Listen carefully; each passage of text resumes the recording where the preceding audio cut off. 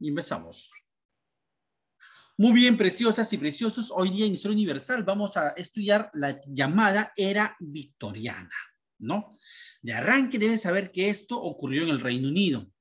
Pero antes de entrar de lleno en ese tema, ¿qué es el Reino Unido? ¿Qué es Inglaterra? ¿Qué es la Gran Bretaña? Eso ya lo hemos visto y te voy a refrescar la memoria rápidamente. En Europa del Norte hay una isla llamada la Gran Bretaña. Esta isla está constituida por 3 países que no necesariamente representan reinos. Ya, estas 3 países de la Gran Bretaña son Inglaterra, que ocupa la mayor parte de la isla, pero también está Gales y Escocia. Ellos 3 forman la isla de Gran Bretaña. Frente a esta isla está la isla de Irlanda, la cual al inicio formaba parte de lo que se llama el Reino Unido.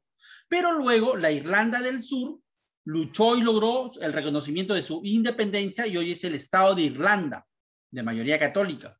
Mientras que la Irlanda del Norte, que es anglicana, que como tú muy bien sabes es la religión oficial de Inglaterra, de Enrique VIII, ¿te acuerdas? Irlanda del Norte, junto a la isla de la Gran Bretaña, que está constituida, repito, por Inglaterra, Gales y Escocia, forman el Reino Unido, ¿correcto? Ok.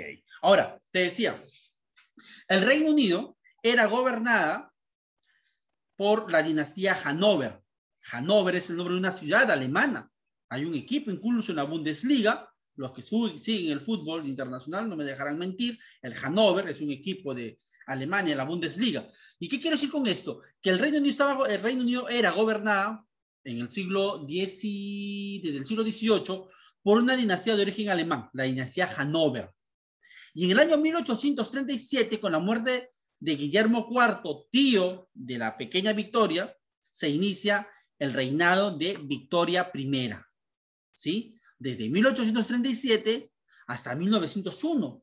Es decir, que 64 años, sí, 64 años gobernó. Hasta hace poco era la reina que más años había gobernado en el Reino Unido.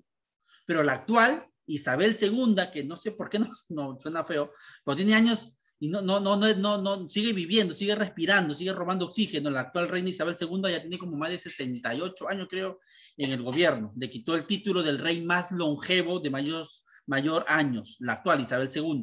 ¿Ya? Victoria entonces gobernó de 1837 a 1901. En la historia del Perú creo que están viendo lo que es, Kiran, ya la guerra del Pacífico. ¿Están en la guerra del Pacífico? ¿Sí? ¿En qué gobierno van en Historia del Perú, jóvenes? ¿Ya se olvidaron en Historia del Perú? ¿Qué tema van? Nada, ¿no se acuerdan? ¿Ya vieron José Balta? La guerra de España del 66, ¿ya lo vieron? ¿Sí? No, Ya. todavía no vemos eso. ¿Y cómo Diego Mísiguez y Diego Rivas? ¿La guerra de 1866? ¿Todavía no llegan a ese Pere, punto? profe, ¿qué piensa, profe? Pere. Ah, es que no han visto toda la historia del Perú todavía, según esta semana. Bueno, mientras ustedes han visto todo esto de Ramón Castilla, el primer militarismo, ¿no? José de la Mar, José Larriba Agüero, Gamarra, Orbegoso, Salaverry, Santa Cruz y todo eso. Mientras en el Perú se daba todo el primer militarismo, incluyendo luego la Guerra del Pacífico, pasando por el primer civilismo, y luego la reconstrucción nacional. Durante todo ese periodo que el Perú vivía, en el Reino Unido gobernaba Victoria I. Ahora, su gobierno, además de ser muy largo, puso las bases y llegó incluso a consolidar a este reino, el Reino Unido, como el reino más poderoso de todo el mundo.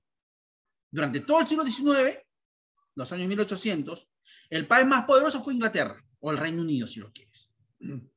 La pregunta es, ¿y por qué?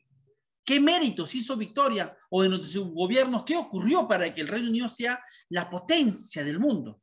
Muchas cosas. Vamos a verlas una por una. Presta mucha atención, toma nota. Number one. Como usted ya muy bien sabe, en el Reino Unido, desde 1750 aproximadamente, había estallado la primera revolución industrial. Cuando gobernó la reina Victoria, ya no estaban en la primera, estaban en la segunda revolución industrial. Pero el Reino Unido aprovechó ambas revoluciones industriales para ser prácticamente la fábrica del mundo. Oye, si tú ves un lapicero, te va a decir Made in China. Si tú ves, no sé, un vaso Made in China, si tú ves una hoja Made in China, en aquellos años era Made in King United o United King, el Reino Unido, ¿sí? Ah, ¿cómo domino el inglés? ¿Tú qué dijiste? Entonces, el Reino Unido era la fábrica del mundo en aquellos años, ¿sí? Ahí había surgido la primera revolución industrial. La segunda no, porque la segunda surgió en Alemania y en Estados Unidos. Pero, repito, causas del por qué el Reino Unido se convirtió en una potencia mundial. Uno, te decía, porque allí surgió la primera revolución industrial. Y con la segunda, que no surgió exactamente en el Reino Unido, pero el Reino Unido aprovechó estas dos revoluciones industriales para ser la fábrica del mundo. ¿Correcto? Number 2. En el gobierno de Victoria se va a promover la producción, se va a promover el empleo. O sea, se va a invitar a aquellos que quisieran poner negocios a que lo hagan. Se van a establecer lo que se les conoce como las empresas de responsabilidad limitada. Con esto, si tú querías poner un taller, una fábrica, lo que sea, ya no tenías el miedo de que si te iba mal, se te embargaban tus propiedades, incluso tu casa. No, solamente se te iba, si es que te iba mal en el negocio, obviamente el gobierno iba a ayudarte, te iba a dar préstamos, y además que el Reino Unido había mucha economía, mucho dinamismo, era muy difícil que quiebre tu empresa, pero en caso que quebrase tu empresa, solamente si tenías deuda se te iba a embargar cosas que usabas, o sea, las máquinas, las herramientas, más no tus propiedades. Entonces, eso va a motivar a que la gente invierta sus ahorros y ponga negocios. O sea, se van a multiplicar los negocios. Porque si antes decías, uy, si me va mal, me van a quitar mi casa y dónde va a vivir mi mujer, mis hijos. No, ya no tenías que preocuparte por eso. Porque con esto de las empresas de responsabilidad limitada, las empresas, si les iba mal, ya no iban a perder todo, solamente sus máquinas y herramientas. ¿Correcto? Entonces, eso motivó a que hayan 1 y 1000 negocios en el Reino Unido, de todo tipo. ¿Correcto? Number 3, otro factor que va a hacer que el Reino Unido se convierta en una potencia, es que se va a anular una ley conocida como la ley de los cereales o la Corn Laws. Bueno, ahí no sé cómo se pronuncia, la Corn Laws, que significa algo así como la ley de los cereales. Se anula esta ley que se aplicaba antes. ¿Y qué significaba? Que ahora el Reino Unido iba a permitir que ingresen cereales de Francia, de Austria, de Italia, de cualquier parte de Europa, que se vendan en el Reino Unido. Cereales como la cebada, el trigo, incluso el maíz americano, que ya inundaba los mercados europeos, podía ingresar al Reino Unido. ¿Y eso cuál es el chiste, profe? ¿Cuál es la ventaja? Que antes la gente en el Reino Unido tenía que comprar granos o cereales hechos aquí o allí en el Reino Unido, pero a precios muy caros. La ley del grano, la ley del cereal o Corn Laws, lo que buscaba era evitar que entren estos productos extranjeros para proteger la industria nacional, lo que se llama proteccionismo, que ya lo hemos visto en más de una clase. En cambio, al anular esta ley, se va a permitir que ingresen productos de otras partes, cereales específicamente, de otros reinos.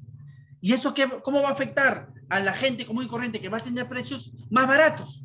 Ya no se van a morir de hambre, porque ahora entra la competencia. Y tú dirás, pues entonces los productores de cereales de Inglaterra o del Reino Unido se van a molestar con la anulación de esta ley porque van a tener competencia extranjera. Pues bien, jóvenes, frente a la competencia hay dos tipos de reacciones. El mediocre a la competencia le tiene miedo. El mediocre no quiere la competencia. El mediocre no quiere ser evaluado porque se siente desnudo, se le va a ver todas sus dificultades, sus falencias, sus debilidades, sus pobrezas. Mientras que la otra actitud, la de los ganadores, es la competencia. Venga, tráeme, compite conmigo, papá. A ver qué tan bueno, qué tan malo soy. Y si soy menos que tú, pues me esforzaré para luego superarte. La competencia, solo el mediocre la rechaza. El ganador invita la competencia. Y la competencia saca lo mejor de ti. Entonces, con la anulación del Corn Laws, repito, van a entrar cereales de otras partes de Europa. El pueblo inglés se va a beneficiar porque van a haber competencia y en competencia los precios bajan. Ya el próximo año va a ser economía, la oferta y la demanda. Y también la anulación de esta ley va a motivar a que los empresarios o los productores de cereales ingleses se esfuercen por mejorar su producción y así poder competir con los productos extranjeros. Así que eso fue interesante. Otra medida durante el gobierno de la reina Victoria es que, por ejemplo, se va a comprar acciones del canal de Suez. Grábate eso, el canal de Suez. Eso lo vamos a estudiar el próximo año en la Primera y Segunda Guerra Mundial, sobre todo. El canal de Suez es el segundo gran canal importante del mundo, igual que el canal de Panamá. El canal de Suez está en Egipto y conecta el mar Mediterráneo con el mar Rojo y te da acceso a los pozos petroleros de Arabia. Si no existiera el canal de Suez, tendrías que darte la vuelta por todo África, como lo hizo Bartolomé Díaz en su momento para buscar las nuevas rutas a las Indias, pero con el canal de Suez se ahorra tiempo y dinero. Y ese canal de Suez, el Reino Unido, junto con los franceses, lo van a construir en Egipto. Y al tener ese dominio del canal de Suez, el Reino Unido se va a ver beneficiado. Otro factor también de este progreso del Reino Unido es que se va a invertir mucho en lo que es los ferrocarriles y la producción textil. Son los dos pilares de la industria inglesa. Si antes, como vimos en el video, era una sociedad agrícola y rural, ahora era urbana, industrial, moderna. Y es más, por ejemplo, en Londres, la capital de Inglaterra, del Reino Unido, se construye el primer metro subterráneo, ¿sí? Ya habían automóviles, pero el primer metro se hace allí, en Londres, que conecta la ciudad de Londres con diversas otras localidades. Se construye ahí el Crystal Palace o el Palacio de Cristal para una exposición que se hizo en Londres, en la cual Inglaterra mostraba todos sus adelantos tecnológicos. ¿Sí? Se da, y repito, la exposición de Londres en el Palacio de Cristal, que luego va a incendiarse.